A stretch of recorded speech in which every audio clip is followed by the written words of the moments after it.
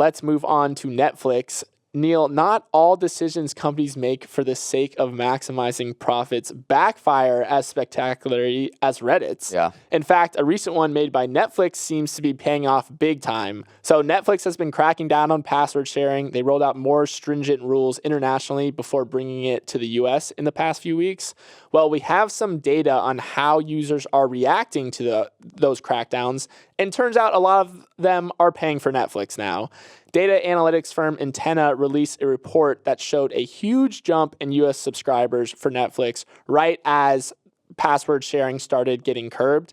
On May 26th and 27th, it saw close to 100,000 daily signups, and average signups from that period, May 23rd to May 27th, were 102% higher than its 60-day average. That's an even bigger spike than in the signups from the initial phase of COVID lockdowns in March of 2020. So, Neal, it looks like this crackdown is working for Netflix. Yeah.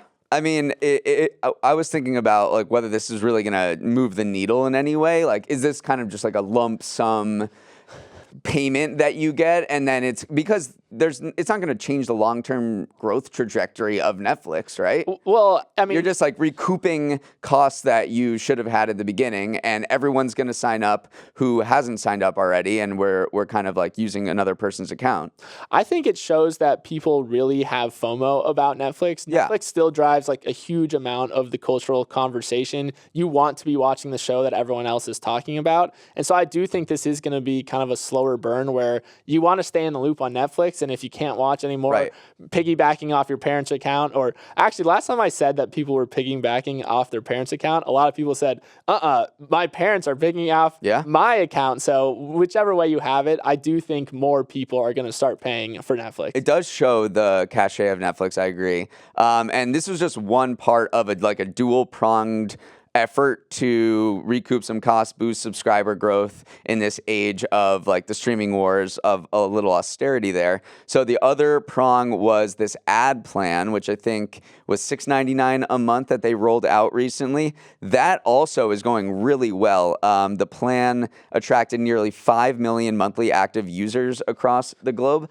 in the first quarter. And also, these users are actually more generative to the company as well, because they pay a subscription fee, and then there's ads on top of that. So it's kind of strange that Netflix did not do this for its entire existence. They resisted it. And then these two things, and the U-turn on password sharing too, because only a few years ago they were saying stuff like love is sharing your password. Netflix is having a fantastic year, up 25% in the last month and 129% for the year. So the changes they've been making have been working. The key will be whether they can turn the money that they're getting now to funnel it back into content and create the next Stranger Things that will create more organic growth than these kind of, I don't want to say the password like gimmicks. I'll just say it. Making money is making money.